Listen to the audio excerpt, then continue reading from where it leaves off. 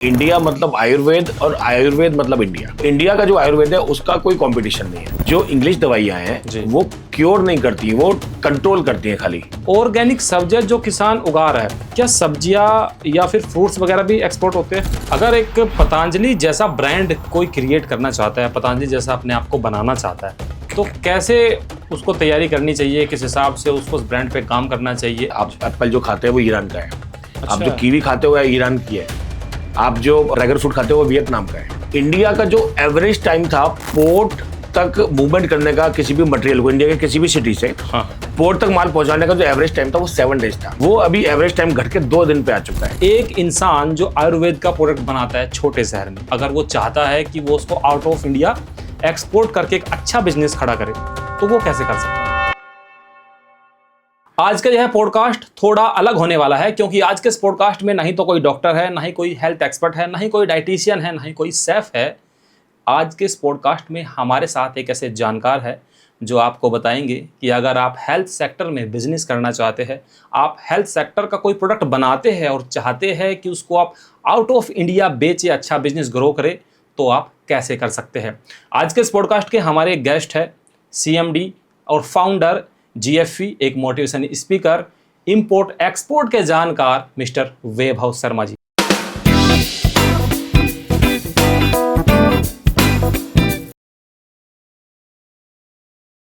बहुत बहुत स्वागत है सर आपका। Thank you sir, thank you so much. Thank you sir.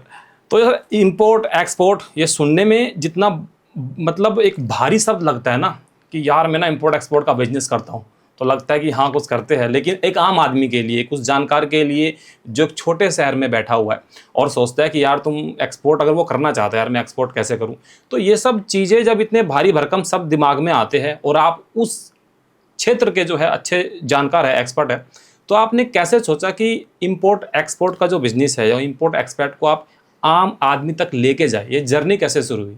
कुछ सालों पहले जब हम ट्राई कर रहे थे कुछ प्रोडक्ट को एक्सपोर्ट करने के लिए, तो गवर्नमेंट की कुछ स्कीम चलती है, वहां से हमने कनेक्ट किया, उनका कुछ लाभ लेने का ट्राई किया। तो पता चला कि बहुत सारे गैप्स हैं। गवर्नमेंट बहुत कुछ करना चाहती है लेकिन लोग समझ नहीं पाते। और लोगों को जो सपोर्ट चाहिए जिस लेवल का, वो गवर्नमेंट दे नहीं सकती, क्योंकि गवर्नमेंट का एक लिमिटेशन है। और हर गांव में, हर शहर में इसकी जरूरत है।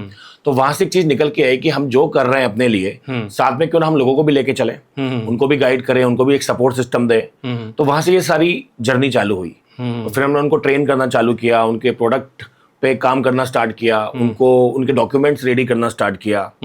और हमारे पास जो लोग आते थे उनके पास डॉक्यूमेंट का प्रॉब्लम होता था, उनको जानकारी नहीं होती थी, ये प्रॉब्लम होता था। उस पर हमने काम करना स्टार्ट किया। तो वहां से लोगों को सपोर्ट मिला, लोगों को अंदर से जो एक डर था वो निकलता चला गया, चीजें आसान लगने लगी और उसमें से बहुत सारी सफलता की और सक्सेस स्टोरी जनरेट होने लगी। तो अभी आप कितने लोगों को हेल्प कर रहे हैं इंपोर्ट एक्सपोर्ट के लिए? आज तक पिछले, अगर आप देखें रिकॉर्ड हमारा, करीब 10 सालों का हमारा जो ट्रैक रिकॉर्ड है, करीब 25,000 लोग हमसे कनेक्ट हो चुके हैं, जो as a member, as a client हमारे साथ खड़े हुए हैं। उनमें से बहुत सारे लोग हैं जो बहुत सारी डिफरेंट कैटेगरीज में, डिफरेंट इंडस्ट्रीज में, डिफरेंट प्रोडक्ट में एक्सपोर्ट या इंपोर्ट कर रहे हैं। मेरा थोड़ा चैनल हेल्थ का, तो मैं हेल्थ को लेकर के थोड़ा सा बातें करता हूँ। अक्सर health expert, health coach, doctors मेरे पॉडकास्ट में होते हैं, बट आज आप हैं एक्सपोर्ट इंपोर्ट के अच्छे जानकार, एक एक्सपर्ट। तो मैं चाहता हूँ कि आयुर्वेद जो है हमारे यहाँ से एक निकला हुआ है, तो हमारा एक इमोशन भी जुड़ा हुआ है आयुर्वेद के साथ में, और आयुर्वेद की बहुत सारी कंपनीज भी यहाँ पे है। आयुर्वेद के क्या होता है कि कहा जाता है कि इसका कोई साइड इफेक्ट नहीं होता। तो अगर एक इंसान जो आयुर्वेद का प्रोडक्ट बनाता है छोटे शहर में, अगर वो चाहता है कि वो उसको आउट ऑफ इंडिया एक्सपोर्ट करके एक अच्छा बिजनेस खड़ा करे, तो वो कैसे कर सकता है? देखिए, हम इंडिया में बैठे हैं तो हमारे लिए आयुर्वेद का लिए एक प्रोडक्ट है, एक कैटेगरी है जी। लेकिन जब हम वर्ल्ड की नज़र से देखते हैं जी, तो वर्ल्ड की नज़र से अगर देखें तो इंडिया मतलब आयुर्वेद और आयुर्वेद मतलब इंडिया। हाँ, ये इतना ज्यादा इंटीग्रेशन है आयुर्वेद का और इंडिया का। बिल्कुल, क्योंकि हमारे पुराने जो शास्त्रों के जमाने से सब चीजें चली आ रही है। हमारे वेदों में से एक आयुर्वेद है। हाँ, तो वेद में से एक चीजें निकल के आई हैं सारी है। तो इंडिया का इंटीग्रेशन आयुर्वेद के साथ हो चुका है जी। बिल्कुल। तो जब बात आती है आयुर्वेद के प्रोडक्ट में काम करने की, इनको बिजनेस बनाने की, उस पर एक्सपोर्ट करने की, उसको ग्लोबल लेवल पे ले जाने की जी, तो इंडिया का जो आयुर्वेद है उसका कोई कॉम्पिटिशन नहीं है। ऐसे बहुत सारे कंट्री हैं जहां पे आयुर्वेद के प्रोडक्ट अवेलेबल है। वियतनाम में इंडिया से भी सस्ते प्रोडक्ट अवेलेबल है आयुर्वेद के, लेकिन उस पर कोई भरोसा नहीं है।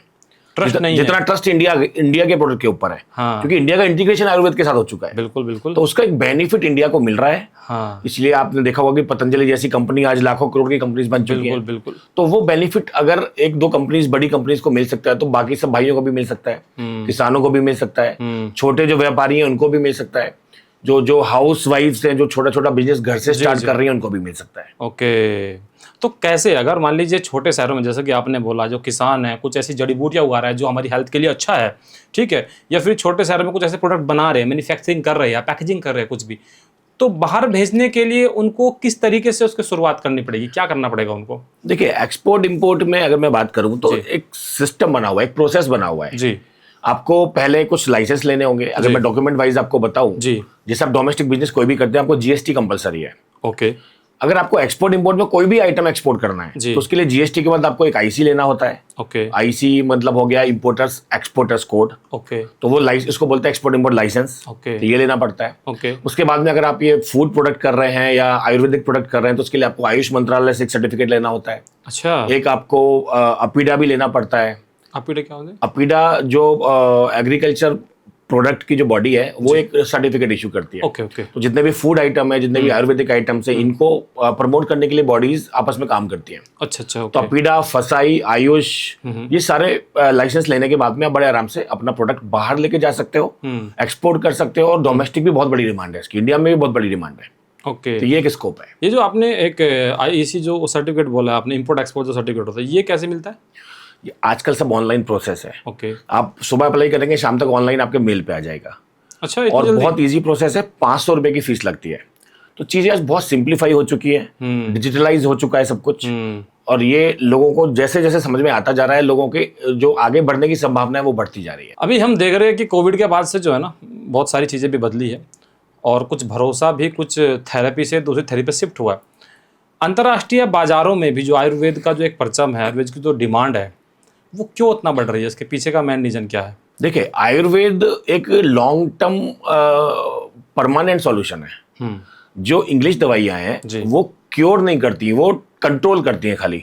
आज आपको बीपी हो गया, आज आपको शुगर हो गया, आज आपको जो भी दूसरी बीमारी हो गई, तो आज वो कंट्रोल करती है थोड़े टाइम के लिए, उसका इफेक्ट आपको नहीं दिखेगा। बट आयुर्वेद को ऐसा माना गया है शुरू से कि ये चीजों को क्योर करती है, ये चीजों को खत्म करती है जड़ से। स्पेशली कोविड के बाद जो पूरे माहौल बना है पूरे वर्ल्ड में, वो ये बना है कि भाई इंडिया ये जो सबको बचा सकता है परमानेंटली। जितनी बड़ी बीमारियां चल रही हैं और आने वाले टाइम में भी जो बड़ी बड़ी चीजें आ रही हैं, इंडिया के पास सॉल्यूशन है, परमानेंट सॉल्यूशन। तो इंडिया की पद्धतियों पे, आयुर्वेदा पे, योगा पे बहुत ज्यादा भरोसा बढ़ गया है, और इसका फायदा हमारे किसानों को, छोटे व्यापारियों को, सबको मिलना चाहिए, और मिल रहा है। ओके। तो ये पूरा सिनेरियो है आज के टाइम में। ओके। क्या कुछ ऐसे प्रोडक्ट्स या ब्रांड्स है जो आपको लगता है कि बहुत ज़्यादा डिमांड है बाहर? आयुर्वेद कुछ प्रोडक्ट्स हो सकते हैं, कुछ ब्रांड हो सकते हैं जिनकी डिमांड बहुत ज़्यादा है विदेशों में? बहुत सारे प्रोडक्ट हैं जो इंडिया से बहुत बड़ी मात्रा में जाते हैं, जिनकी मतलब शॉर्ट सप्लाई है, कह सकते हो। अच्छा। आंवला, एलोवेरा इतना ज़्यादा डिमांड में है, बाई एयर भी एक्सपोर्ट हो रहा है, बाई ई कॉमर्स भी जा रहा है, बाई शिप भी जा रहा है, बाई रोड भी जा रहा है। मतलब 5 तरह से एक्सपोर्ट इम्पोर्ट होता है, by road, by ship, by e commerce, by air. ये सभी तरीके से ये आंवला, एलोवेरा, अश्वगंधा, ब्राह्मी, संग पुष्पी और सफेद मूसली, ये सारे आइटम एक्सपोर्ट हो रहे हैं, अब भर भर के हो रहे हैं। A2 काओ घी बहुत बड़ी मात्रा में आज डिमांड में। क्यों? क्योंकि स्वामी नारायण जैसी संस्था, जो वर्ल्ड वाइड संस्था है, BAPS, उसने एक ऐसी पद्धति निकाली है कि अगर आपको डाइटिंग भी करनी है तो A2 घी से अगर आप डाइटिंग करोगे, वो खा के डेली 1-2 चम्मच, अच्छा, तो आपको बहुत जल्दी आपकी जो पूरी अंदर की जो बॉडी है ना, वो प्योरीफाई होगी। तो इतना ज्यादा इसका प्रचार हो गया है कि शॉर्टेज में आपको मिलेगा ही नहीं, मिलेगा तो वो नकली मिलेगा। अगर आप इसका रियल, एक्चुअल और इसकी जो जेन्युइन प्रोडक्ट क्वालिटी आप मेंटेन कर सकते हो, तो बहुत ह्यूज डिमांड है।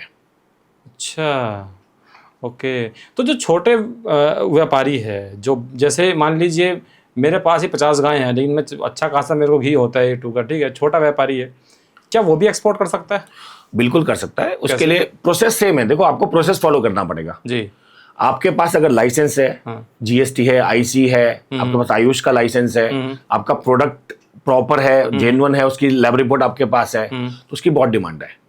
आप एक बार स्टार्ट करेंगे, छोटे स्केल से भी स्टार्ट कर सकते हैं, आपको बड़े ऑर्डर भी मिलने स्टार्ट हो जाएंगे। क्वालिटी आपको मेंटेन रखनी है, अगर क्वालिटी मेंटेन रख सकते हो तो प्रोडक्ट की सप्लाई शॉर्ट पड़ जाएगी, आपकी डिमांड में कोई कमी नहीं है, इतनी बड़ी डिमांड है।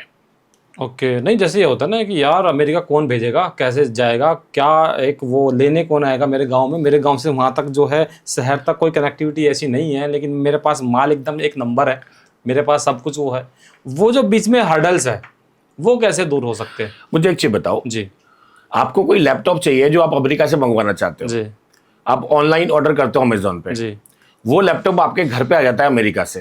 तो इस पूरे प्रोसेस में आप ना तो अमेरिका गए ना आपने कोई प्रोडक्ट का वहां पे जाके ऑर्डर दिया, जी आपने सिंपल यहाँ पे प्लेटफॉर्म पे ऑर्डर प्लेस किया और प्रोडक्ट चल के वहां से आपके घर पे आ गया। एक्सपोर्ट इंपोर्ट का भी वही सिस्टम है। जो भी प्रोडक्ट आपके पास है, आपके गांव में है, आपके घर में है, उसको आपके घर से उठा के पोर्ट तक ले जाना और पोर्ट से दूसरे कंट्री तक ले जाना, उसका पूरा सिस्टम बना हुआ है। उसको बोलते हैं कस्टम हाउस एजेंट या कस्टम क्लियरिंग। जी जी जी जी तो ये कस्टम वाले जो क्लियरिंग एजेंट होते हैं, इनका काम होता है कि सारा प्रोडक्ट का ट्रांसपोर्टेशन मैनेज करना, उसका शिपिंग मैनेज करना, उसका क्लियरेंस मैनेज करना, उसको दूसरे कंट्री में एक्सपोर्ट करवाना। ओके तो आपको सिर्फ एक सीएचए हायर करना है, अपना प्रोडक्ट की अच्छे से क्वालिटी मेंटेन करनी है, उसकी रिपोर्ट बनानी है, सारे लाइसेंस बनाने हैं और उसको हैंड ओवर कर देना है, आपका काम खत्म। आगे फिर वो संभालेंगे? आगे वो सारा आपको करा के देंगे। ओके अभी आप आयुष लाइसेंस की बातें कर रहे थे, कैसे बनता है ये पूरा ऑनलाइन प्रोसेस है आजकल। आयुष मंत्रालय की वेबसाइट पे आप जाएंगे तो 2-3 चीजें आपसे मांगते हैं। तो आपका जो प्रोडक्ट है जी उसके आपको राइट्स कौन से चाहिए, मार्केटिंग राइट चाहिए या मैन्युफैक्चरिंग राइट्स चाहिए। दूसरा उस आइटम में क्या इंग्रेडिएंट आप यूज कर रहे हैं, उनकी क्या क्वालिटी है और क्या उनकी रिपोर्ट है, वो सब आपको देनी होगी। फिर आपका जो टेक्निकल स्टाफ है उनकी क्या क्वालिफिकेशन है, उनकी क्या एक्सपर्टीज है, तो ये सारी डिटेल आप वहां पे भरेंगे, फॉर्म भरेंगे ऑनलाइन, तो वहां से आपको ऑनलाइन इशू हो जाएगा आयुष सर्टिफिकेट, और मुश्किल से 1 वीक में आपको इशू हो जाता है।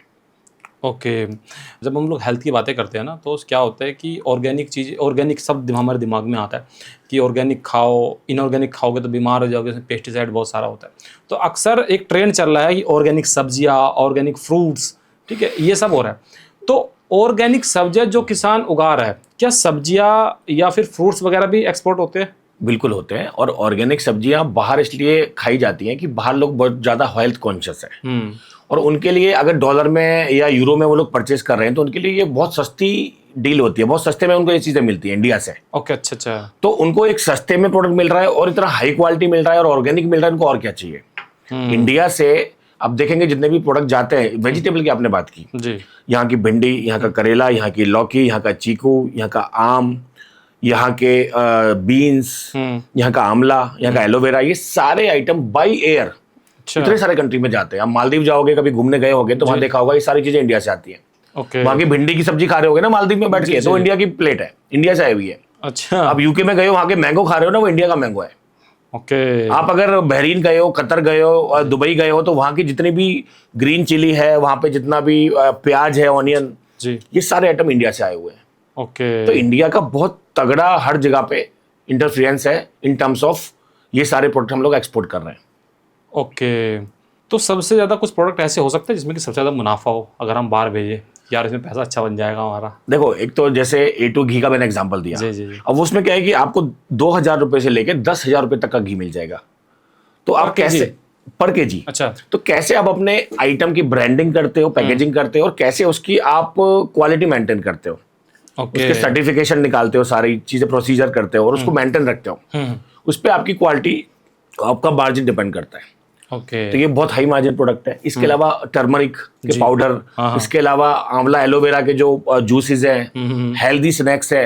आजकल हेल्दी स्नैक्स चल रहा है, हर कोई आज चिप्स नहीं खाएगा, वेफर नहीं खाएगा, लोग हेल्थ कॉन्शियस हो गए। बिल्कुल बिल्कुल। लेकिन जो मिलेट्स के जो चिप्स है वो चलने लगे, मिलेट्स के नूडल चल रहे हैं, मिलेट्स का डोसा बन रहा है, लोग बड़ी खुशी खुशी सब चीजें खा रहे हैं क्योंकि टेस्ट भी है और हेल्थ भी है। तो आप ये सब आइटम में घुस जाएंगे, जो लोग इन चीजों में घुसेंगे उसमें बहुत बड़ा मुनाफा है, प्रॉफिट है। ओके एक बार ना मैं एक वीडियो देख रहा था सर, और वीडियो में ना उसमें ये था कि जो सऊदी अरब है उन्होंने गोबर को इंपोर्ट किया है, मतलब गोबर को इंपोर्ट किया। सोचने में थोड़ा अजीब सा लगता है क्योंकि वहाँ पे खजूर की खेती होती है, तो उसके लिए गोबर एक खाद का काम करता है हमारे यहाँ पे। तो गोबर को भी एक्सपोर्ट मतलब किया गया, ये पॉसिबल है? ऐसा सच में होता है कि वो ये इस तरह की सच्चाई वीडियो है, फेक होती है? ये सच्चाई है बहुत बड़ी। और इंडिया का जो गोबर है वो क्या ऑर्गेनिक खाद है। गोबर क्या है? गोबर एक ऑर्गेनिक खाद है, पहली बात तो ये। जी जी जी। तो बाहर जो कंट्री बहुत ज्यादा हेल्थ कॉन्शियस है, जिनका स्पेशली जिनका करेंसी मजबूत है, चाहे वो पूरा यूरोप हो गया, चाहे वो पूरा यूएस हो गया, चाहे पूरा गल्फ हो गया, मिडिल ईस्ट हो गया पूरा, ये सब कंट्री की करेंसी इंडिया से स्ट्रांग है। तो यहाँ सब जगह पे इंडिया का गोबर जैसे जो आइटम्स है, जिसको काव डंग बोलते हैं, ये सब एक्सपोर्ट होते हैं और उसके मल्टीपल यूज भी हो रहे हैं। ऑर्गेनिक खाद तो उसका एक यूसेज हुआ, इसके पेंट बन रहे हैं, पेंट, इसका पेंट बनाया जा रहा है स्पेशली, और वो पेंट किया जा रहा है तो उससे बहुत ज्यादा हाइजीन मेंटेन होता है। जैसे आपने पहले देखा होगा गांव में हम गाय के गोबर का लीपा करते थे, बिल्कुल लिपाई करते थे। हाँ। तो आज वो कल्चर एक तरह से आ रहा है, अब लिपे की जगह पे वो पेंट बन गया है। वो पेंट इतना हाइजीनिक है, उसमें कोई भी बैक्टीरियल, कोई भी ये सब इन्फेक्शन की होने की संभावना ही नहीं है, केमिकल्स नहीं है। हाँ। तो ये सारी चीजें इंडिया के इन प्रोडक्ट को प्रमोट कर रही है इनडायरेक्टली इनडायरेक्टली, और उसका फायदा इंडिया को भी मिल रहा है, किसान को भी मिल रहा है, उन मजदूरों को भी मिल रहा है जो इसमें काम कर रहे हैं सेगमेंट में। जब हम आयुर्वेद की बात करते हैं तो हमारे दिमाग में बाबा जी आते हैं, रामदेव जी। यस। पतंजलि। तो अगर एक पतंजलि जैसा ब्रांड कोई क्रिएट करना चाहता है, पतंजलि जैसा अपने आप को बनाना चाहता है, वो बिना एक्सपोर्ट के तो संभव नहीं होगा। तो कैसे उसको तैयारी करनी चाहिए, किस हिसाब से उसको उस ब्रांड पे काम करना चाहिए, एक्सपोर्ट की दृष्टि से मैं बात कर रहा हूँ? देखो प्रोसेस तो वही है। ओके। प्रोसेस तो वही है। आप, मैं आपको एग्जांपल दूं अगर, कि एक स्विमर होता है, स्विमिंग करना सीखता है। हाँ। अब वो स्विमिंग जब इतनी अच्छी प्रैक्टिस और इतनी परफेक्शन से करता है तो वही ओलंपिक में जाता है। ऐसा तो है नहीं कि ओलंपिक का कोई अलग तरीका है। वही स्विमर स्ट्रीट वाले भी रह जाते हैं और वही स्विमर ओलंपिक में भी चला जाता है। जी जी जी। तो ये जो बाबा जी वाला आपने नाम लिया, बाबा जी की जो कंपनी है पतंजलि, वो ओलंपिक में चली गई। आप भी एक अच्छे स्विमर बन सकते हैं, आप भी एक अच्छे प्रोडक्ट लाइन तैयार करके, पैकिंग तैयार करके, सारे लाइसेंस निकाल के डिमांड सप्लाई का फायदा उठा सकते हैं। और यहाँ से शॉर्ट सप्लाई है तो जितना अच्छा क्वालिटी देंगे, जितना अच्छा काम करेंगे, जितना अच्छा बायर रिलेशंस मेंटेन करेंगे, जितना अच्छा अपने बिजनेस को, ब्रांडिंग को प्रमोट करेंगे, उतना बड़ा आपका स्विमिंग, आपका बिजनेस वाला आगे बढ़ता जाएगा। ओके। अच्छा, एक्सपोर्ट्स में अक्सर बहुत सारी मिस्टेक्स भी होती होगी, ऐसा नहीं है कि सब कुछ अच्छा ही होता होगा। तो आप एक एक्सपर्ट है, तो आपके अनुसार एक्सपोर्ट में क्या मिस्टेक्स ऐसी हो जाती है जो हमको याद नहीं रहती, मतलब गलती से हो जाती है? देखो, 2-3 तरह की मिस्टेक, तीन मेजर जो मिस्टेक जो मुझे नजर में आती है, क्योंकि हम बहुत साल से इस इंडस्ट्री में काम कर रहे हैं और हमारे पास जो लोग आते हैं जी, एक तो वो बिना जानकारी के कूद पड़ते हैं जी।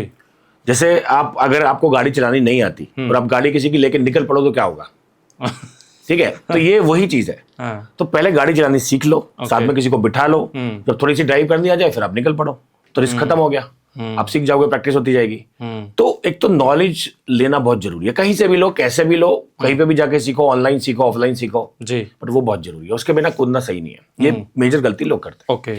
दूसरी गलती जो लोग करते हैं, डॉक्यूमेंट प्रॉपर नहीं बनाते। कुछ भी करके जल्दबाजी में ऑर्डर आया, माल भेज दिया, फिर वहां चला गया, फिर वहां पोर्ट पे अटका हुआ है, क्यों? डॉक्यूमेंट प्रॉपर नहीं है। ओके। अभी 3 दिन पहले हमारे पास एक क्लाइंट का कॉल आया, क्यों?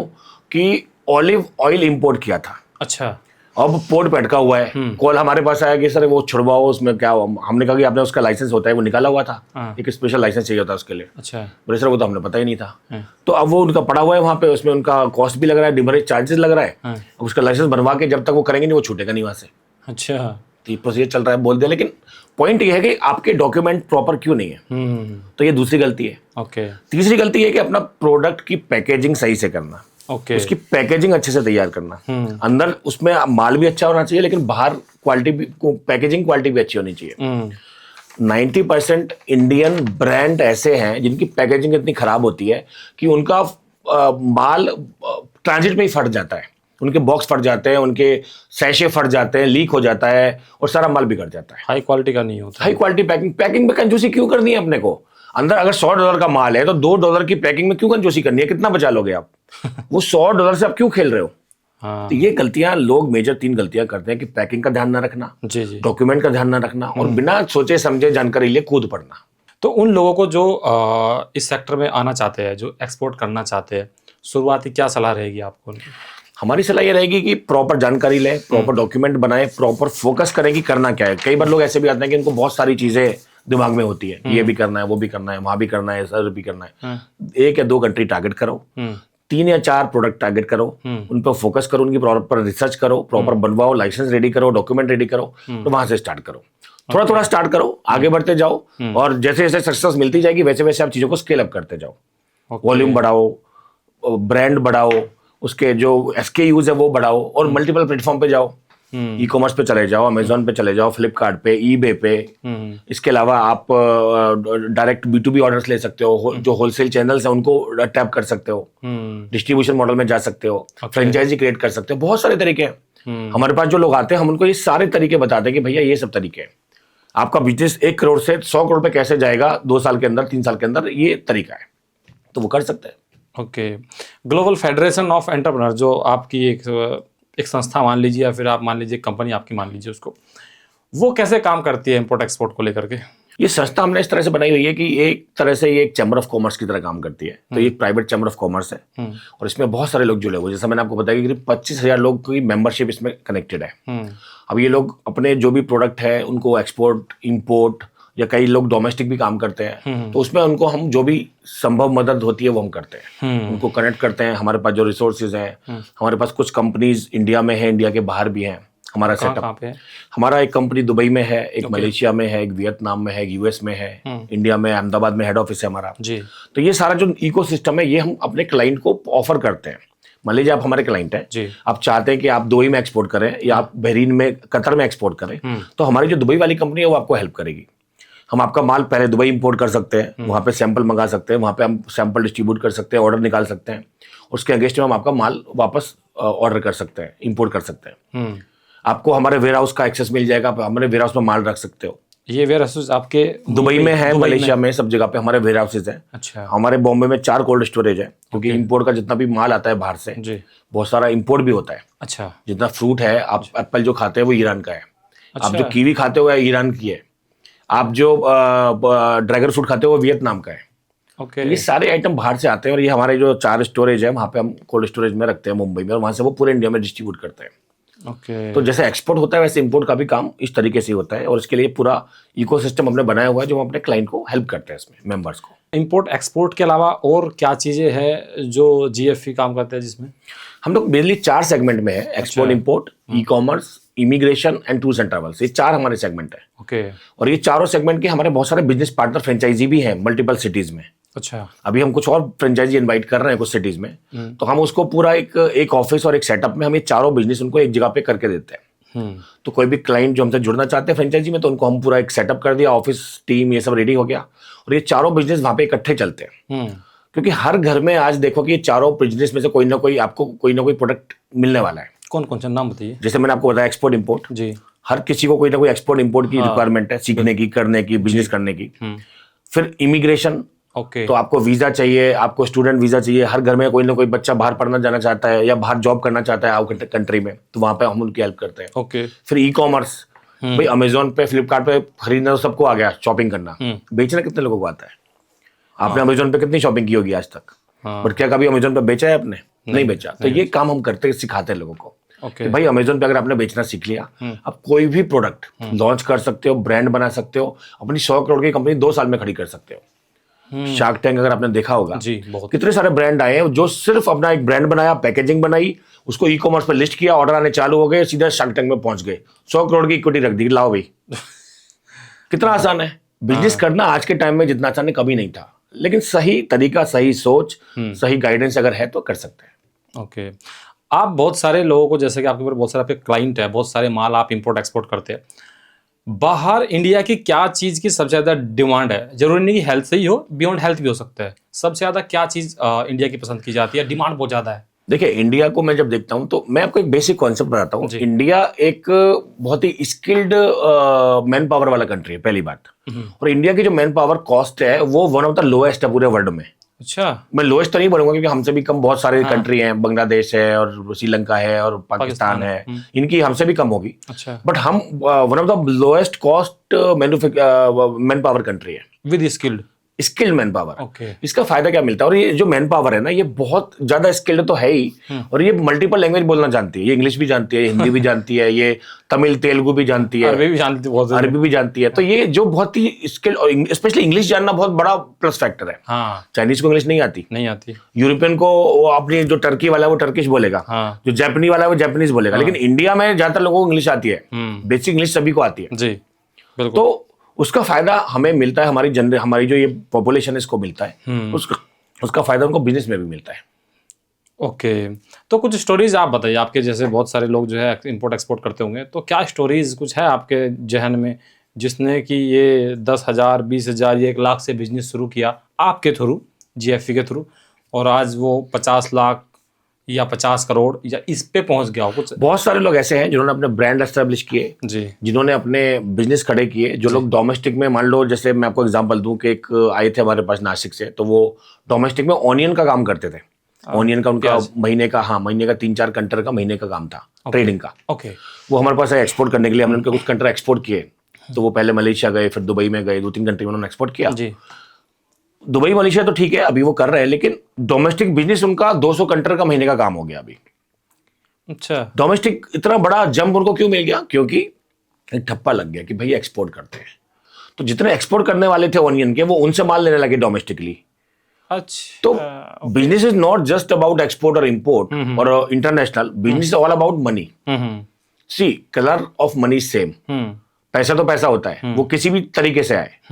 तो आप जब कुछ करने निकलते हो और कुछ करने लग जाते हो, अमेजोन आज इतना बड़ा प्लेटफॉर्म है, वो पहले एक लाइब्रेरी हुआ करता था, वहां से चालू हुआ था। बिल्कुल सही बात है, तो आज वो अमेजोन आप सब कुछ कर रहा है। बिल्कुल तो बिल्कुल। आप जब निकलोगे ना, तो रास्ते निकलते हैं, कुछ ना कुछ बनता है, कुछ बड़ा बनता है, बट निकलना पड़ेगा, चलना पड़ेगा एक बार। ओके, और कोई ऐसी स्टोरीज जो आपको लगता है कि बहुत सारे लोग ऐसे हैं जिन्होंने बाहर जाके जॉब कर रहे हैं, बाहर जाके बिजनेस कर रहे हैं, बाहर जाके कंपनीज खोल ली हैं। मैं जब भी दुबई जाता हूँ, गल्फ फूड वगैरह में, मुझे कई सारे लोग ऐसे मिलते हैं जो हमारे यहाँ से ट्रेंड हुए हैं, अब उन्होंने अपनी कंपनी एस्टेब्लिश कर ली है दुबई में। वो अपने दुबई में अपने बिजनेस कर रहे हैं, अपनी खुद की कंपनी खोल दी है वहाँ पे। उनके खुद के वेयर हाउसेज हैं, वो काम कर रहे हैं। ओके, तो सर कोई और ऐसी स्टोरीज जो आपके पास आया हो अपना प्रोडक्ट लेके कि वैभव सर हमको जो है, हमको भी थोड़ा सा इंटरनेशनली ग्रो कर दीजिए, क्या हो सकता है? बहुत सारे लोग आते हैं, अपने प्रोडक्ट लेके आते हैं, हम उनके उस पे प्रोडक्ट पे रिसर्च करते हैं पहले, और उसके बाद उनको पूरा उस पे एक रिपोर्ट बना के देते हैं कि भाई आपका प्रोडक्ट कौन कौन से कंट्री में जा रहा है, अच्छा, और कौन कौन से इसके बायर्स हैं जिनको आप कॉन्टेक्ट करना चाहिए आपको। ओके, तो वो सारा डेटा निकाल के हम उनको देते हैं। हम उनको ये मेल भी बना के देते हैं, टेम्पलेट भी, कि भाई मेल किस तरह से करना है इनको, कम्युनिकेशन किस तरह से करना है, ट्रांसलेशन किस तरह से करना है, ओके, गूगल ट्रांसलेट से कैसे हम किसी टर्किश से बात करें, जापानीज से बात करें, वो सारी नॉलेज ट्रेनिंग हम उनको देते हैं। ओके, तो उससे उनको बड़ा कॉन्फिडेंस भी मिलता है, उनको आगे बढ़ने के रास्ते मिलते हैं। बहुत सारी स्टोरी जनरेट होती हैं। मैं आपको खाली एक डेटा बता देता हूँ कि करीब $10 लाख का एक्सपोर्ट हमने पिछले 2 साल में किया होगा, सारे क्लाइंट्स का मिला के। $10 लाख 25 से 30 कंटर खाली हमारी गल्फ कंट्री में जाते हैं। अच्छा, 10-12 कंटर हमारे मंथली सिर्फ मलेशिया और इंडोनेशिया में जाते हैं। ओके, क्या वियतनाम से जो और ईरान से जो इंपोर्ट होता है, करीब 50 कंटर का इंपोर्ट हमारा ईरान, टर्की, इजिप्ट से होता है ओके, हर क्वार्टर में। ओके, तो ये डेटाबेस ही आपको बताने के लिए काफी है कि कितने सारे लोग की स्टोरीज हैं जो जुड़ी हुई हैं इंपोर्ट और एक्सपोर्ट के साथ में, जो हमसे काम कर रहे हैं डायरेक्टली। कोई ऐसा है मुझे इसका आप जिक्र करना चाहोगे, कोई ऐसी स्टोरी? एक जैसे एक मुझे याद आता है, जो एक भुज के थे, कच्छ के, अच्छा, जो अनार का एक्सपोर्ट करते हैं, पोमोग्रेनेट का। ओके, तो वो आज वर्ल्ड के टॉप पोमोग्रेनेट एक्सपोर्टर्स में आते हैं, टॉप 5 में, और इंडिया के लगभग टॉप 3 में आते हैं। ओके, तो आपसे ही शुरू किया? पूरा यहीं पे ट्रेनिंग लिया, यहीं से स्टार्ट किया। पहले वो डोमेस्टिक करते थे, अभी उन्होंने इंटरनेशनल करना स्टार्ट किया। तो ऐसी बहुत सारी स्टोरीज हैं। सम्राट नमकीन का आपने नाम सुना होगा, वाघ बकरी टी का नाम सुना होगा। तो इनके हम कंसल्टेंट रह चुके हैं। इनको हमने मल्टीपल कंट्रीज में डेटा, बायर्स, इनसे कनेक्ट किया हुआ है। इनकी बायर्स से मीटिंग्स हमने करवाई हुई हैं।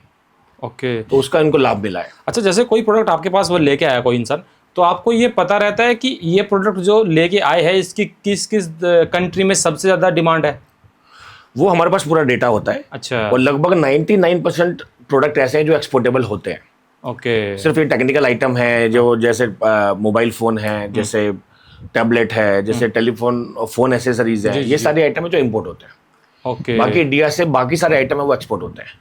तो ओके, वो सारे हमारे पास डेटा भी होता है, और हम उसकी पूरी रिसर्च, हमारी टीम है पूरी, वो रिसर्च करके सारा एक फिजिबिलिटी स्टडी बनाती है, और वो उनको हैंड ओवर करती है क्लाइंट्स को। तो उससे उनको बड़ा बेनिफिट मिलता है। ओके। अच्छा, डॉक्यूमेंट्स की जब हम लोग बात कर रहे थे, डॉक्यूमेंट्स बनवाने में जो कॉम्प्लिकेशंस आते हैं लोगों को, क्योंकि बहुत सारे हार्डल्स है, आपको तो पता ही है इंडिया में जो गवर्नमेंट काम कितना खींचा जाता है, तो और वो भी जब इंटरनेशनली जब इंपोर्ट एक्सपोर्ट वाले डॉक्यूमेंट्स की बातें होती है, जब लोग उनको बनवाने के लिए जाते हैं, तो जो कॉम्प्लिकेशंस आते हैं उसमें आप किस तरीके से हेल्प करते हैं? देखिए, डॉक्यूमेंट का प्रोसेस बहुत ज़्यादा कठिन नहीं है आज के टाइम में, ऑनलाइन है सारा, लेकिन फिर भी बहुत सारे कंसल्टेंट हैं, बहुत सारे ट्रेनर्स हैं, उन्होंने इसको बड़ा मुश्किल बना दिया है, उसको थोड़ा कॉम्प्लिकेशन करके दिखाते हैं जैसे जैसे कि उनको बेनिफिट मिले, लोग उनके पास आए। जी जी जी। बट मैं हमेशा बोलता हूँ कि बहुत ईजी है, सिंपल है। आपको 2-3 डॉक्यूमेंट आप खुद भी बना सकते हो, ऑनलाइन बना सकते हो। हमारी जैसी संस्थाएं भी हैं जो बहुत मिनिमल कॉस्ट पे आपको सारा पैकेज बना के, डॉक्यूमेंट बना के देती हैं। जी जी जी। जैसे अगर मैं आपको एक एग्जांपल दूं जी। कि अगर आप सारे डॉक्यूमेंट बनाते हो, अपना वेबसाइट, अपना digital social media profile create करते हो, जी जी जी। विजिटिंग कार्ड, स्टेशनरी बनाते हो, जी जी। और आपके सारे IC code, RCMC, port registration, फसाई, ये सारे लाइसेंस निकालते हो, जी। तो ये सब में मिला के करीब आपका 1 लाख रुपए का खर्चा होता है और करीब 6 महीने का टाइम लगता है। ओके। ये सारा काम हमारी टीम सिर्फ 2 महीने में करवा देती है, मुश्किल से 30-40 हज़ार रुपए में। और वैसे कितना टाइम लगता है? वैसे लगता है 6 महीने से 1 साल लग जाता है लोगों को, और बहुत लोग तो बीच में ही छोड़ देते हैं। तो ये सारी चीजें हमने सिंप्लीफाई की हुई हैं, और ऐसे बहुत सारे लोग उसका बेनिफिट ले सकते हैं और ले चुके हैं पहले भी। ओके। तो डॉक्यूमेंट को इतना बड़ा इशू नहीं है, लेकिन प्रोफेशनल टीम अगर है आपके पास तो आपको बहुत जल्दी ये सारा काम हो जाता है। ओके। अच्छा, जैसे इंपोर्ट एक्सपोर्ट मतलब ये है कि मैंने आपको सामान दिया, आपने मुझे पैसे दिए, बट कभी कभी क्या ऐसा भी होता है इंपोर्ट एक्सपोर्ट के बिजनेस में कि मैंने माल भेजा और मेरा पैसा ही नहीं आया, पैसे फंस जाते? ऐसा होता है, लेकिन तब होता है जब आपके पास पूरी नॉलेज नहीं है, आपने जल्दबाजी में कोई ट्रेड कर दिया, एक्सपोर्ट कर दिया, वो सामने वाली पार्टी वेरीफाइड नहीं है, वो जेन्युइन नहीं है, वो फेक है, तो वो पैसा तो कहाँ से आएगा। इस केस में हमें सिर्फ उन्हीं तरीके से काम करना है, या तो एलसी पे काम करना है, या तो बैंक के थ्रू काम करना है, या तो गवर्नमेंट जो सिस्टम बनाए हुए हैं एसीजीसी वगैरह उसके थ्रू काम करना है। गवर्नमेंट की एक बॉडी है ECGC, okay, export credit guarantee corporation. Okay. ये एक्सपोर्ट को सेफ करने के लिए बनाई गई है, रेगुलेटरी बॉडी है। रेगुलेटरी बॉडी है। जैसे एलआईसी का नाम सुना हुआ हाँ, आपने? बिल्कुल। तो आपकी लाइफ को इंश्योर करने के लिए एलआईसी है जी। आपके एक्सपोर्ट को इंश्योर करने के लिए ईसीजीसी है। ओके। तो अगर आप ईसीजीसी की पॉलिसी लेते हो और फिर एक्सपोर्ट करते हो, तो अगर कोई भी डैमेज होता है, कोई फ्रॉड होता है, तो वो सारा ईसीजीसी भर सकती है। अच्छा। तो ऐसे बहुत सारे मैकेनिज्म गवर्नमेंट ने बनाए हुए हैं, लेकिन लोगों को नहीं पता, जानकारी नहीं है पूरी, और जल्दबाजी में स्टार्ट कर देते हैं बिना जानकारी लिए, तो वहां पे वो लोग फंसते हैं, नुकसान होता है। ओके। आप कैसे हेल्प करते हैं? मान लीजिए मेरा पैसा फंस गया है और मैं आऊंगा वैभव सर, मेरा तो पैसा फंस गया 4 लाख रुपए, कैसे पैसा आएगा? फंसने के बाद में कुछ काम करना उस पर बहुत मुश्किल काम है, लेकिन पैसा ना फंसे उस तरह से काम करना आसान है। तो हमने मॉडल इस तरह से बनाया हुआ है कि पैसा ना फंसे, ओके। और हमने आज तक बहुत सारे लोगों को लाखों रुपया कमा के दिया होगा, लाखों डॉलर। लेकिन मैं आपको सच बताऊं तो करोड़ों डॉलर हमने उनका लुटने से बचाया होगा, फ्रॉड होने से बचाया होगा। सही गाइडेंस देके, सही टेक्निक्स बता के, सही तरीके से उनको इंगेज करके एक्सपोर्ट इंपोर्ट के ट्रेड में हमने अपनी बाहर कंपनीज क्यों बनाई है? अपने क्लाइंट्स के लिए, अपने मेंबर्स के लिए, तो उनका वो बेनिफिट ले सके, उनके थ्रू वो काम कर सके। अगर आप मेरी ही जीएफई की एक कंपनी जो दुबई में है, जी जी, आप उसको अगर एक्सपोर्ट करते हो तो एक तरह से आपका ही कंट्रोल है मटेरियल पे। हाँ। आपका कोई पैसा लेके भाग ही नहीं सकता। और जब वहां पे पहुंच गया माल, वहां पे कोई भी बायर वहां पे माल चेक करके पेमेंट देके अपना माल ले सकता है। आपका पैसा भी सेफ है। Same for Malaysia, for Vietnam also, for US also. Okay. तो ऐसे मैकेनिज्म हमने बनाए हुए हैं कि मल्टीपल कंट्री में आप काम कर सकते हैं, और वहां पे आपका जो माल है वो पहुंच सकता है, और बहुत सेफली वहां पे ट्रेड हो सकता है। और हमारी टीम वहां पे मौजूद है कुछ कंट्रीज में जहां पे वो आपकी हेल्प कर सकती है। ओके। इस तरह से कभी भी आपको ये रिस्क, ये फ्रॉड का प्रॉब्लम नहीं आ सकता। तो फ्रॉड होने से पहले क्या करना है वो बहुत जरूरी है। फ्रॉड होने के बाद में तो फिर बहुत मुश्किल काम होता है उसको संभालना। ओके। कभी ऐसा मतलब ऐसा हो सकता है, मैं जस्ट पूछ रहा हूँ, मेरी क्यूरियोसिटी है इंपोर्ट एक्सपोर्ट को लेकर के, कि मान लीजिए फंस गया पैसा, वो फंस ही गया है मान लीजिए, तो क्या ऐसा नहीं कि चलो वैभव सर मान लीजिए बहुत मुश्किल होता है, नहीं हमारे, लेकिन क्या वो रिकवर हो सकता है? देखो उसमें अगर ईसीजीसी की पॉलिसी है तो रिकवर हो जाएगा। 90% तक का तो आपको डैमेज ईसीजीसी कवर कर देगी। अगर ईसीजीसी की पॉलिसी नहीं है तो फिर आपने जो उसको डॉक्यूमेंट किए हैं, एग्रीमेंट किया है, उसके बेस पर उसको उस कंपनी पे क्लेम कर सकते हो। ओके। वहां के लॉ के हिसाब से। अगर फ्रॉड हुआ है मलेशिया में तो मलेशियन लॉ के हिसाब से आप उस पर क्लेम डाल सकते हो। उसके लिए मलेशिया का एक आपको लॉयर हायर करना पड़ेगा। अच्छा। मलेशिया जाके रहना भी पड़ेगा थोड़े टाइम। ये सब थोड़े कॉम्प्लिकेशन रहते हैं, तो वहाँ के कानून के हिसाब से सारी प्रक्रिया हमको जो है करनी पड़ेगी। वो एक तरीका है उसका। ओके। अच्छा, कुछ लोग ऐसे होते हैं, जैसे ये पॉडकास्ट जो लोग देख रहे हैं, देखने के बाद में उनको लगा यार वैभव सर तो बड़ा अच्छा बोल रहे, एकदम बिजनेस करना सबसे आसान कर दिया इन्होंने, खास करके इंपोर्ट एक्सपोर्ट जो है, जो सबसे टफ माना जाता है हमारे यहाँ पे, उसके पास कुछ नहीं है, कोई प्रोडक्ट नहीं है, बट फिर भी वो चाहता है कि वो इंपोर्ट एक्सपोर्ट के बिजनेस को ज्वाइन करे, उसको समझे और अपना बिजनेस ग्रो करे। क्या ऐसा हो सकता है, पॉसिबल है? देखिए हमारे पास 2 तरह के लोग आते हैं। ओके। एक तो यही कैटेगरी के लोग आते हैं जो आपने बताया कि इनके पास कुछ भी नहीं है, ना नॉलेज है, ना उनके पास कोई प्रोडक्ट है, ना उनको कोई डॉक्यूमेंट रेडी है उनके पास, बस वो कुछ करना चाहते हैं। तो इस कैटेगरी में हमारे पास एक सिस्टम हमने बनाया हुआ है कि हम उनको पूरा 0 लेवल से लेके पहले उन 3 फेज में हम उनको तैयार करते हैं। अच्छा।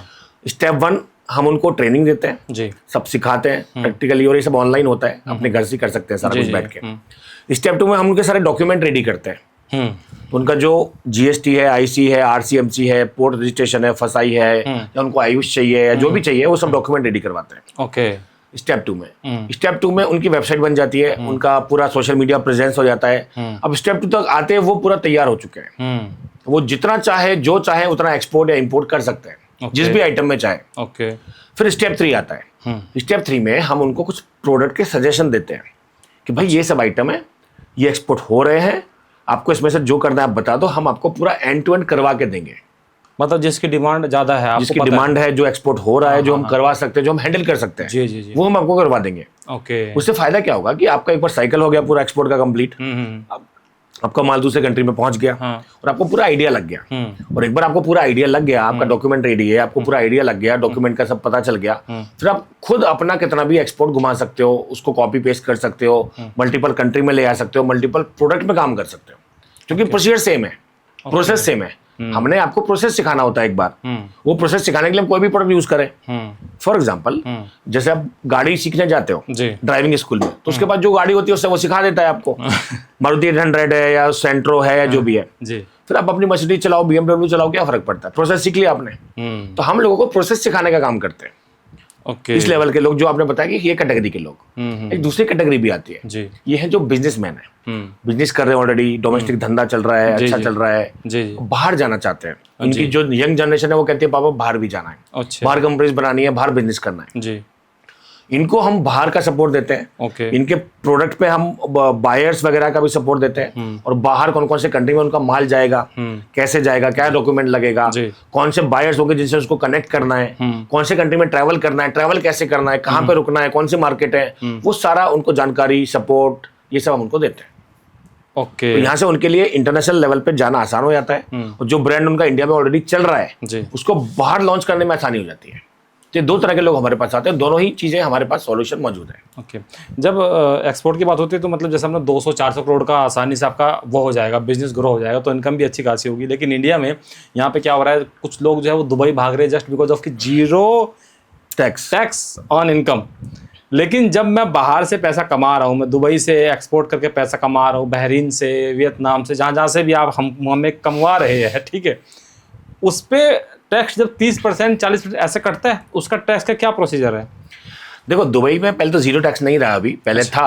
अभी वहाँ पे कॉर्पोरेट टैक्स आ गया, और 9% टैक्स तो वहाँ पे लगता है। ओके। क्योंकि हमारी वहाँ पे कंपनी है तो ये सब हमें भी देखना पड़ता है। ओके। और इंडिया में 30% टैक्स है, लेकिन इंडिया में बहुत सारी फैसिलिटीज भी हैं, बहुत सारी सहूलियत भी हैं। आप इंडियन हो, आपका इंडियन पासपोर्ट है, तो इंडिया की गवर्नमेंट आपको उस तरह से ट्रीट भी करती है। ओके। जब आप बाहर जाते हो तो आपको बाहर कोई राइट भी तो नहीं है, अब बाहर जाकर कोई दुकान परचेज नहीं कर सकते, कोई बिजनेस ओन नहीं कर सकते, 50% आपको ओनरशिप वहाँ पे देनी पड़ती है। हालांकि आजकल 100% ओनरशिप का रूल आ गया है, बट आप वहाँ पे परमानेंट सेटअप नहीं बना सकते। दुबई में आप चले तो जाओगे, लेकिन आपको कभी भी परमानेंट रेजिडेंसी नहीं मिलेगी। कभी भी कुछ प्रॉब्लम हुआ आपको दुबई से भगा दिया जाएगा। तो ये चीज भी ध्यान रखने वाली बात है। ऐसा नहीं है कि आप इंडिया छोड़ के चले जाओगे दुबई में तो दुबई आपको कोई सिटीजनशिप दे देगा, आपको हमेशा के लिए आपको नागरिकता दे देगा, वो सब नहीं है। अच्छा। देश तो देश ही होता है अपना, माँ तो माँ ही होती है, तो इसे ध्यान रखना पड़ेगा। ओके। तो अभी सर इतना इंपोर्ट एक्सपोर्ट्स हो रहा है, तो अगर यही है कि अगर हम अपने देश की अर्थव्यवस्था को 3rd पे लेके आना है, अभी 5th पे है, धीरे धीरे 4th पे आ चुकी है, अभी 4th पे आ चुकी है, अब 3rd पे आना है, हम तो चाहते हैं नंबर 1 हो जाए, तो उसके लिए एक्सपोर्ट बढ़ाना सबसे ज़रूरी चीज़ है। सरकार उसके लिए क्या कर रही है अभी? सरकार ने बहुत सारे स्टेप्स लिए हैं। सरकार इंफ्रास्ट्रक्चर पर बहुत बड़ा काम कर रही है। इंफ्रास्ट्रक्चर का अगर डेवलपमेंट आप देखो तो करीब 5 गुना हो गया है। जो हाईवे का जो डेवलपमेंट है, अभी जैसे दिल्ली मुंबई फ्रेट कॉरिडोर एक अलग से बनाया है पूरा, जो पूरा कंप्लीट होने वाला है। तो फ्रेट कॉरिडोर क्या होता है, उसमें सिर्फ जो फ्रेट जो माल जो मटेरियल है एक्सपोर्ट का वो खाली मूव करेगा, वो पैसेंजर के लिए है ही नहीं। उस पर आपके जो बड़े बड़े ट्रक्स हैं, ट्रॉले हैं और ट्रेन हैं, वो सारा मूवमेंट वहां से होगा। अच्छा। तो गवर्नमेंट इतनी सारी चीजें डेवलप कर रही है। इसके अलावा गवर्नमेंट बहुत सारे प्रोडक्ट उन्होंने आइडेंटिफाई किए हैं जिनको जियो टैगिंग किया है। ओके। बिहार का मखाना हाँ। है ना, और भदोही का कारपेट, जम्मू कश्मीर का पश्मीना शॉल। इवन आपने देखा होगा मोदी जी अब जाते हैं आजकल जी। बाहर कंट्रीज में, और जिनको मिलते हैं उनके जो हेड्स हैं कंट्रीज के, जी। तो अपनी जो लोकल चीजें हैं, जो जियो टैग्ड चीजें हैं, उनको गिफ्ट करते हैं। हाँ। कहीं का जो पर्स फेमस है, कहीं की साड़ी फेमस है, कहीं के शॉल फेमस है, कहीं की कारपेट फेमस है, कहीं की कुछ हैंडीक्राफ्ट फेमस है, वो उनको गिफ्ट करते हैं। हाँ। उससे क्या होता है कि कनेक्ट बनता है इंडिया के साथ में उन लोगों का, एक तो इमोशनल कनेक्ट बनता है। बिल्कुल। और जब ये चीजें न्यूज में आती हैं तो इंडिया की उस चीज को हाईलाइट मिलता है। मखाने का अगर जियो टैगिंग हो गया है तो मखाना का नाम जुड़ गया बिहार के साथ, और मखाना आज एक फास्ट प्रोडक्ट है, फास्ट मूविंग प्रोडक्ट है। ओके। सुपर हेल्दी प्रोडक्ट उसको माना गया है, सुपर फूड माना गया है। आपने तो इतने सारे उस पे हेल्थ पे काम किया है। जी जी जी। हाँ। तो मखाने की इतनी बड़ी डिमांड जनरेट हुई है, पहले नहीं थी, बट कोविड के बाद, कोरोना के बाद में ये सब चीजें इंडिया की बहुत आगे जा रही हैं। तो गवर्नमेंट बहुत सारा काम कर रही है अपने दम पे। इवन प्राइम मिनिस्टर भी अपने दम पे बहुत सारा ट्रैवलिंग कर रहे हैं, ट्रीटी कर रहे हैं। अभी 1 घंटे पहले न्यूज आई है। हाँ। इंडिया की और यूके की डील हुई है। हाँ। तो ये जो ट्रीटी साइन हुई है, इस पे मैंने एक वीडियो भी बनाया था। ओके। ये ट्रीटी में पूरा गवर्नमेंट ने इस तरह से डिजाइन किया है कि इंडिया के जो प्रोडक्ट हैं, अभी जैसे यूएस ने टैरिफ लगाया है, तो इंडिया अब यूएस के अलावा दूसरे ऑप्शंस भी देख रहा है। हाँ। क्यों ना हम यूके में भी जाएं, और अगर यूरोप के और दूसरे कंट्रीज में भी जाएं, मिडिल ईस्ट में और ज्यादा जाएं, फार ईस्ट में भी जाएं, तो इंडिया अब यूएस पर डिपेंड नहीं होना चाहता। तो ये जो डील है ये उसी को सिग्निफिकेंट करती है कि भाई हम दूसरे कंट्रीज में भी एक्सपोर्ट बढ़ाने के लिए तैयारी कर रहे हैं, वहां पे डील्स कर रहे हैं, वहां पे ट्रीटी कर रहे हैं, एग्रीमेंट साइन कर रहे हैं, और इसका फायदा मिलेगा सभी को, सारे व्यापारियों को, किसानों को, जो ये प्रोडक्ट में एक्सपोर्ट करना चाहते हैं। तो ये गवर्नमेंट बहुत सारे काम कर रही है। मैं एक एग्जांपल देता हूँ जी, प्लीज। आज से करीब 5 साल पहले का डेटा है जी। 7 साल पहले का, 7 years बैक, इंडिया का जो एवरेज टाइम था पोर्ट तक मूवमेंट करने का, किसी भी मटेरियल को इंडिया के किसी भी सिटी से पोर्ट तक माल पहुंचाने का जो एवरेज टाइम था वो 7 days था। 7 दिन में माल पहुंचता था इंडिया के किसी भी सिटी से पोर्ट तक, उसके नियरेस्ट पोर्ट जो भी हो, नियरेस्ट पोर्ट तक जी। वो अभी एवरेज टाइम घट के 2 दिन पे आ चुका है। चाइना में वो जो टाइम है आज के टाइम में वो 7 hours है ओनली। क्या बात कर रहे हो? हाँ, तो ये कुछ डेटा है जो हमें बताता है कि हम कितनी तेजी से इंप्रूव भी कर रहे हैं, और अभी भी कुछ जगह से हम पीछे हैं। तो उसको हमें कॉम्पीट मान के, हेल्दी कॉम्पिटिशन मान के उस पर काम करना चाहिए। अभी तो वो सब चीजें चल रही है, तो गवर्नमेंट ये सब कर रही है। हाँ, हाईवे जिस हिसाब से बन रहे हैं, गडकरी जिस हिसाब से हाईवे कहीं से भी ऐसे निकाल दे रहे हैं जैसे कि आपने बोला देहरादून वाला ये बना है, और कुछ ऐसे हाईवे, और ये वो बड़ी अच्छी आपने बात की, कुछ स्पेशल एक्सक्लूसिव ऐसे हाईवे जिस पर आप नहीं चल सकते, सिर्फ माल जाएगा, जाके वो जो 2 दिन का टाइम है, हो सकता है वो 1 दिन भी हो जाए, हो सकता है वो कुछ घंटे भी हो जाए, ऐसा भी हो सकता है। ये बात तो सही है। तो अभी वर्तमान में अगर देखा जाए तो इंडिया सबसे ज़्यादा क्या चीज़ को मतलब एक्सपोर्ट कर चुका है? इंडिया में बहुत सारी चीज़ें ऐसी हैं जो इंडिया की मास्टरी है। हाँ। जैसे इंडिया का जो ऑनियन है ना, वो करीब 25 कंट्रीज में एक्सपोर्ट होता है। हमारा प्याज। लेकिन हमको ना पता एक चीज़ सुनने में आती है, ये कभी कभी जब इंडिया पाकिस्तान का युद्ध होता है ना, तो ये बोलते हैं अरे यार वहाँ से हर चीज़ को बैन कर दो, कुछ मत मंगाओ। तो फिर कुछ लोग बोलते हैं अरे प्याज भी तो पाकिस्तान से आता है, हमारे यहाँ पे ऐसा होता है क्या? प्याज इंडिया, देखो इंडिया और पाकिस्तान तो एक ही लैंड है। अच्छा। एक ही वो रहा शुरू से, तो वो प्रोडक्ट वहाँ के सिमिलर है। जो बासमती है वो भी इंडिया पाकिस्तान का सेम है ऑलमोस्ट। प्याज वहाँ की सेम है, आलू वहाँ का सेम है, तो कुछ चीजें वहाँ की सेम तो है। मैंगो वहाँ का सेम है। ओके। तो जो क्वालिटी इंडियन मैंगो की है वही पाकिस्तानी मैंगो की है, जो क्वालिटी इंडियन राइस की है वो पाकिस्तानी राइस की है। तो इंडिया का जो ऑनियन है, राइस है, मैंगो है, ये सब की कोई मतलब कॉम्पिटिशन नहीं है पूरे वर्ल्ड में। पाकिस्तान पीछे कहाँ रह जाता है कि पाकिस्तान के पास उतना इंफ्रास्ट्रक्चर नहीं है आज जो इंडिया के पास है। जो इंडिया का जो नाम है, जो इंडिया का जो एक ब्रांड बन चुका है वर्ल्ड में, वो पाकिस्तान के पास थोड़ी है। तो उसका फायदा इंडिया को मिलता है। ओके। तो इंडियन जो प्रोडक्ट है उनकी बहुत ज्यादा डिमांड है। अगर मैं बात करूं तो फूड स्टफ की, एग्रीकल्चर की, इंडिया आसपास के कंट्रीज में जहाँ पे यानी माल 2 दिन के अंदर, 4 दिन के अंदर पहुंच सकता है, इसमें सारा मिडिल ईस्ट आ गया, सारा साउथ ईस्ट एशिया आ गया, ये सारे कंट्रीज में माल इंडिया का 2 दिन के 3 दिन के अंदर पहुंच सकता है। क्लियरिंग वगैरह होकर भी 5-6 दिन में सारा माल उनकी मंडी तक पहुंच जाता है। अच्छा। और रीफर कंटेनर में जाता है। जैसे आपके घर में एक रेफ्रिजरेटर होता है, उसमें टमाटर रखा है, प्याज रखा है, या आलू रखा है, या उसमें खीरा रखा है, तो वो 15-10 दिन तक खराब नहीं होता। अच्छा। ये जो रीफर कंटेनर्स होते हैं, इनका टेम्परेचर इस तरह से डिजाइन होता है कि 25-25 दिन तक, 1-1 महीने तक इनमें कुछ भी नहीं होता। सब्जियां फ्रूट भी खराब नहीं होता? सब्जियां फ्रूट बिल्कुल फ्रेश रहता है। अच्छा। तो ये सारी सिस्टम इंडिया से जाती है, ये सारी चीजें बाहर जाती हैं, और इंडिया बहुत सारे कंट्री में ये सारा माल भेजता है। ओके। चाहे वो इंडिया का ऑनियन है, चाहे वो इंडिया का ग्रीन चिली है, चाहे वो ड्रम स्टिक्स है, चाहे वो पंपकिन है, चाहे वो मैंगो है, चाहे वो चीकू है, चाहे वो बीन्स है, वेजिटेबल्स है दुनिया भर की। इंडिया का करी पत्ता सबसे बड़ा एक्सपोर्टर है, इंडिया करी पत्ता का। अच्छा। कॉफी का बहुत बड़ा एक्सपोर्टर इंडिया बन चुका है अभी। आज अभी न्यूज आई 1-2 घंटे पहले कि इंडिया ने कॉफी पे रिकॉर्ड बनाया अभी तक का, हाईएस्ट वॉल्यूम कॉफी में आ गया इंडिया का एक्सपोर्ट करने में। तो इंडिया का जो टी कॉफी है पूरे वर्ल्ड में फेमस है। तो इंडिया बहुत बड़ी खान है प्रोडक्ट की, मैं तो ऐसा कहूंगा। तो अब ये हमारे ऊपर है कि हम उसको कैसे देखते हैं और उसको कैसे आगे ले जाते हैं। इसको कैसे आगे ले जाते हैं, जैसे कि आपका एक फ्रेंचाइजी मॉडल है 4-in-1 वाला जो होता है, तो इसको अगर ग्रोथ करना है, मतलब एक्सपोर्ट को बढ़ाना है या इस तरह की चीज़ को ग्रो करना है, तो 4-in-1 फ्रेंचाइजी किस तरीके से हेल्प करती है? पहले तो है क्या, ये बताइए। 4-in-1 फ्रेंचाइजी मॉडल ऐसा है कि हम मेनली 4 बिजनेस में हम लोग काम करते हैं, export import, e commerce, immigration and tours and travels. ये 4 बिजनेस आपस में कनेक्टेड भी हैं। ओके। क्योंकि इन चारों बिजनेस का ग्लोबल मार्केट है। 200 कंट्रियां दुनिया में और 800 करोड़ की पॉपुलेशन है। तो ये 800 करोड़ की पॉपुलेशन और 200 कंट्री, ये चारों सेगमेंट में कवर होते हैं। टूर ट्रैवल ऐसी चीज है, कोई भी घर आपको ऐसा नहीं मिलेगा जहां पर टूर ट्रैवल की जरूरत ना हो। या तो उसको बुकिंग करनी होगी, या तो कहीं जाना होगा, या ट्रैवल करना होगा, या एयर ट्रैवल करना होगा, या होटल बुकिंग करना होगा, कुछ ना कुछ उसको चाहिए। तो हर घर में आपके कस्टमर है। एक्सपोर्ट इंपोर्ट में भी आज हर घर में कुछ ना कुछ काम हो रहा है। तो ई कॉमर्स में हो रहा है, या तो अमेजोन फ्लिपकार्ट पे सेल हो रहा है, या तो एक्सपोर्ट के थ्रू सेल हो रहा है। हर घर में कुछ ना कुछ हो रहा है और होने वाला है। ऐसे ई कॉमर्स में, ऐसे इमिग्रेशन में student visa, work permit, visitor visa, आपको किसी भी कंट्री में ट्रैवल करना है तो विजिटर वीजा चाहिए। तो ये सारा काम हमारे इमिग्रेशन डिपार्टमेंट में होता है। तो ये 4 सेगमेंट हो गए, export import, e commerce, immigration and tours and travels. ये चारों चीजों को, बिजनेस को हमने एक बंडल बना के इसका एक फ्रेंचाइजी मॉडल बनाया हुआ है। ओके। तो ये बहुत ही अच्छा, सेफ एंड प्रॉफिटेबल मॉडल है। ओके, कैसे बताइए? कोई भी अपने सिटी में वो फ्रेंचाइजी के लिए अप्लाई कर सकता है। हमारी टीम उनका प्रोफाइलिंग करती है, चेक करती है उनका क्या प्रोफाइल है, कितना एक्सपीरियंस है, उनके पास क्या कैपेसिटी है इन्वेस्टमेंट की।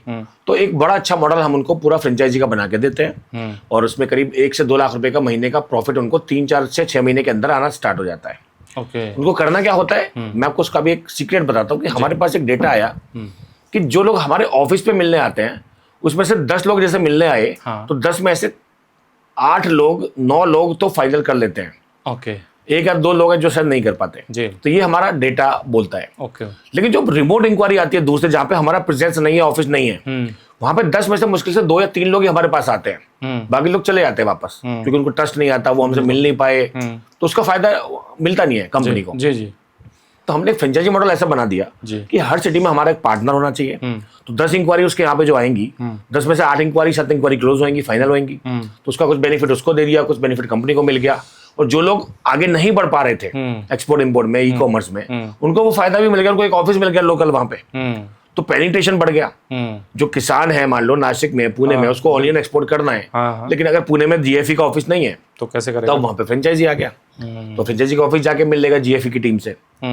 तो इस तरह से हमने पूरे इकोसिस्टम को, पेनिट्रेशन मार्केट को पेनिट्रेट करके सब जगह पे खड़ा कर दिया और हर सिटी में हमने अपने फ्रेंचाइजी बनाने स्टार्ट किए। ओके। अभी करीब हमारे 25 फ्रेंचाइजी बुक हो चुके हैं मल्टीपल सिटीज में, और कुछ फ्रेंचाइजी और हम करने वाले हैं, उसके बाद में हम इसको स्टॉप कर देंगे क्योंकि हमारा पेनिट्रेशन पूरा हो जाएगा पूरे कंट्री में। तो ये एक मॉडल है। अब इसमें इन्वेस्टमेंट हम लोग उनसे लेते हैं 5 लाख रुपीज। ओके। और पोटेंशियल इतना है कि 4-5 लाख रुपए महीने के आप इससे निकाल सकते हो। ये चारों धंधे अगर आपने कर लिए ठीक से, क्योंकि एक ही टीम और एक ही ऑफिस से चारों धंधे होने वाले हैं। ट्रेनिंग सारा हम देते हैं, हायरिंग सारी हम करते हैं, मैनेजमेंट सारा हम देते हैं, मार्केटिंग सपोर्ट हम देते हैं, और फ्रेंचाइजी के सिर्फ 2 ही खर्चे होते हैं। एक तो उसका ऑफिस का रेंट, एक सैलरी, और एक सैलरी। ये 2 खर्चे निकाल दो तो एक अच्छा खासा प्रॉफिट उसको बचता है। ओके। तो ये मॉडल में हमने कलकत्ता का फ्रेंचाइजी स्टार्ट किया, उसके बाद दिल्ली का स्टार्ट किया, उसके बाद अहमदाबाद का स्टार्ट किया, सूरत का स्टार्ट किया। ये चारों के चारों प्रॉफिट में चल रहे हैं। इनका जितना इन्वेस्टमेंट था वो रिकवरी भी हो चुका है 6 महीने के अंदर अंदर। अच्छा। तो ये सारे बेनिफिट हम अभी कुछ और पार्टनर्स को देना चाहते हैं, कुछ और सिटीज में जहाँ पे अभी तक हम नहीं पहुंचे हैं। तो वो एक मॉडल है हमारा फ्रेंचाइजी का। इससे हमें फायदा मिलता है, हमें बेनिफिट मिलता है कि हम अपने किसानों तक, उन व्यापारियों तक, छोटे व्यापारियों तक पहुंच सकते हैं जो स्टार्टअप करना चाहते हैं, जो एक्सपोर्ट में आगे बढ़ना चाहते हैं, ई कॉमर्स में आगे बढ़ना चाहते हैं, बिजनेस करना चाहते हैं, स्टार्टअप करना चाहते हैं, उन तक हम लोग पहुंच पाते हैं, अदरवाइज पहुंच नहीं पाते। सर, बिजनेस को बढ़ाने के लिए या उसको करने के लिए एक चीज़ सामने आती है, वो होती है कस्टमर। मेरा जो कस्टमर है, वैल्यूएबल कस्टमर है मेरा, वो मुझे कैसे मिलेगा? तो कस्टमर कनेक्शन मेरा किस तरीके से होगा? आपने उनको फ्रेंचाइजी तो खोल के दे दी, सब वो सेटअप कर दिया, लेकिन कस्टमर उन तक कैसे आएगा या वो कैसे कस्टमर तक पहुंचेंगे? जीएफपी कैसे उसमें हेल्प करता है? फ्रेंचाइजी से हमें एक ही काम चाहिए होता है कि वो लोकल मार्केटिंग करे अपने एरिया में, क्योंकि सेंट्रलाइज मार्केटिंग तो हम बहुत करते हैं। अच्छा। हमारा सोशल मीडिया आप देखेंगे, हमारा यूट्यूब देखेंगे, हमारा फेसबुक पे ऐड चलती है, गूगल पे ऐड चलती है, सेंट्रलाइज हमारा बहुत स्ट्रांग है। बट लोकल हम लोग पेनिट्रेट नहीं कर पाते मार्केटिंग में। अगर बरेली में एक फ्रेंचाइजी है तो बरेली में कौन से एरिया में कौन से लोग रहते हैं वो हमें नहीं पता, वो फ्रेंचाइजी को पता होगा क्योंकि वो बरेली से है। तो बरेली में जिस तरह की मार्केटिंग करके इंक्वायरी ला सकते हैं अपने ऑफिस तक, वो काम उनका है। उसका बेनिफिट उनको भी दिया जा रहा है और उसका बेनिफिट उन क्लाइंट को भी मिल रहा है। तो इस तरह से हमने एक मॉडल बनाया है, उनको एक मार्केटिंग का पूरा प्लान बना के हम लोग देते हैं कि भाई मार्केटिंग इस तरह से करनी है लोकली, और लोकल एरिया आपको ज़्यादा पता है लोकल एरिया के बारे में, तो मार्केटिंग किस तरह से करनी है, किस एरियाज में करनी है, कौन से मोड से करनी है, वो आप डिसाइड करो। वो सब उनको करना होता है। उनका एक ही काम है फ्रेंचाइजी का कि सिर्फ मार्केटिंग करो, बाकी उनकी टीम, ट्रेनिंग, हायरिंग, उनसे काम करवाना, उनको टारगेट्स देना, उनको ट्रेन करना, वो सब हमारा काम है। और जो इंक्वायरीज जनरेट होती है, जो हॉट इंक्वायरी निकल के आती है, उनको भी सेंट्रल टीम हैंडल करती है। तो फ्रेंचाइजी का तो कोई काम ही नहीं बचा, सिर्फ एक चीज के कि इंक्वायरी जनरेट करना लोकल मार्केटिंग करके, जिस एरिया को आप जानते हो। ओके, एक चीज मैं इसमें आपसे पूछना चाहूंगा, और जब इस तरह के बिजनेसेस आते हैं मार्केट में, ये होता है तो अक्सर लोगों में एक ट्रस्ट इशू होता है। वो ट्रस्ट चाहता है कि भाई मैं तभी इन्वेस्ट, देखो सर 5 लाख छोटा अमाउंट तो है नहीं, पर चाहता है कि मेरे को एक ट्रस्ट इशू है, मेरा वो ट्रस्ट आप कैसे दूर करेंगे? अक्सर एक सिनेरियो समाज में या इंडियन सोसाइटी में वो रहता है जब इस तरीके से बिजनेसेस आते हैं कि शायद ये MLM तो नहीं है, ये नेटवर्क वाला तो वो तो नहीं है। तो 5 लाख जो इंसान आप में इन्वेस्ट कर रहा है, उसको आप ट्रस्ट कैसे देंगे कि जो आपने 5 लाख दिया है, जो आपने 5 लाख मतलब इन्वेस्ट किया है, वो आपका 5 से 50 लाख कैसे बनेगा? उसका एक रोड मैप क्या होगा जिससे कि उसको आपके ऊपर ट्रस्ट बिल्ड हो?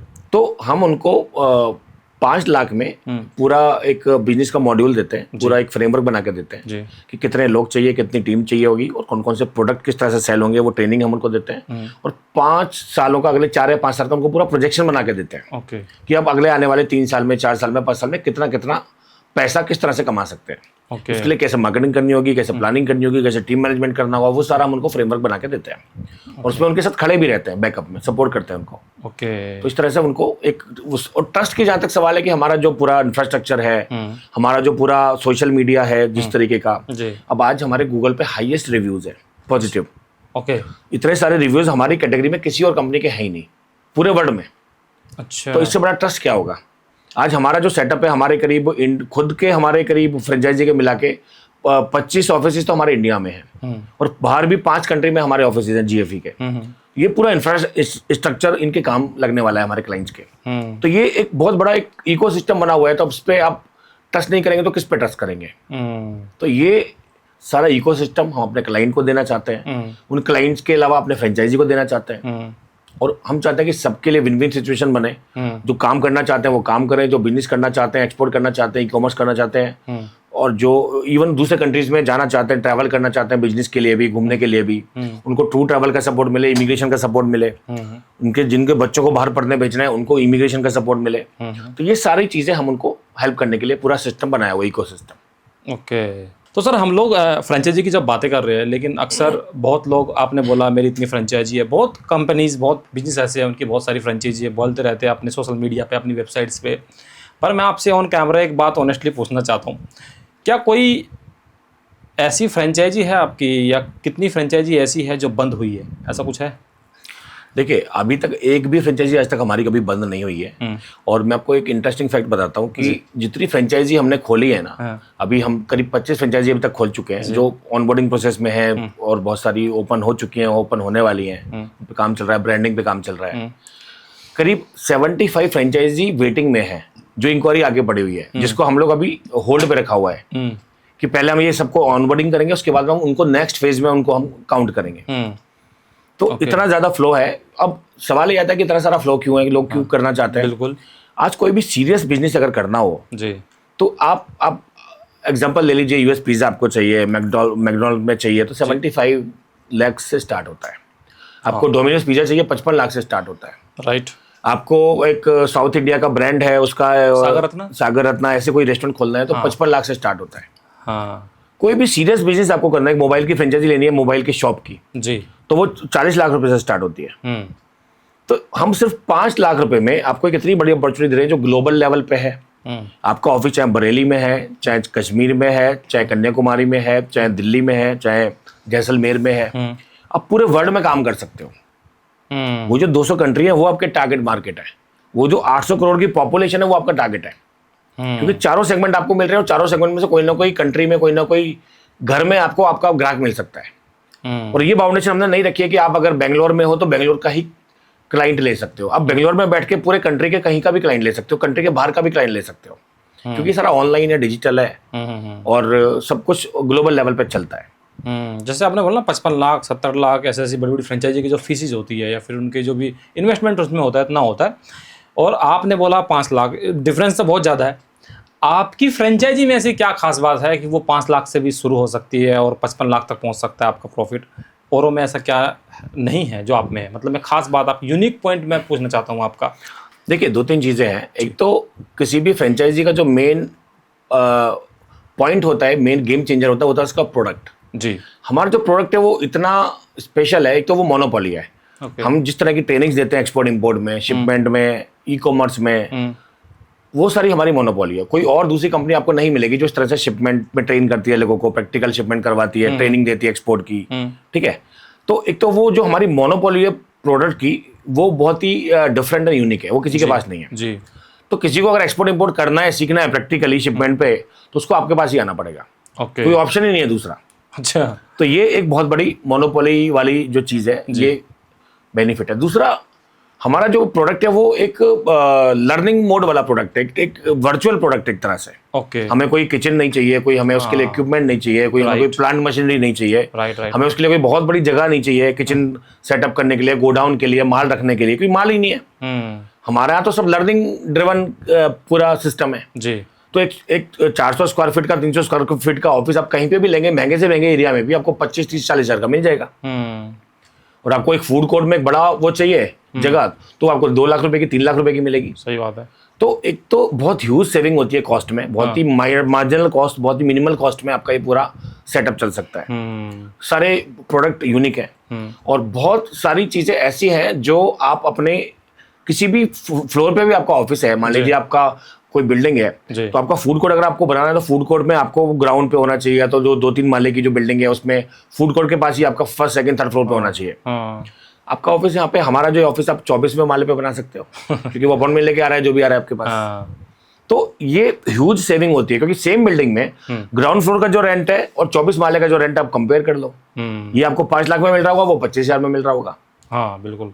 तो हमारा जो पूरा सिस्टम है वो इस तरह से डिजाइन है कि मिनिमम कॉस्ट में आप बिजनेस ऑपरेट करोगे, रन करोगे और आप इसको स्केल अप कर सकते हो। और सबसे बड़ी बात, फ्रेंचाइजी स्केल अप क्यों नहीं कर पाते एक लिमिट के बाद? अब आपने अगर मैकडी खोल लिया तो मैकडी में आपके आसपास के लोग आ जाएंगे 2, 4, 5 किलोमीटर, ठीक है, कोई 100 किलोमीटर से तो नहीं आएगा ना।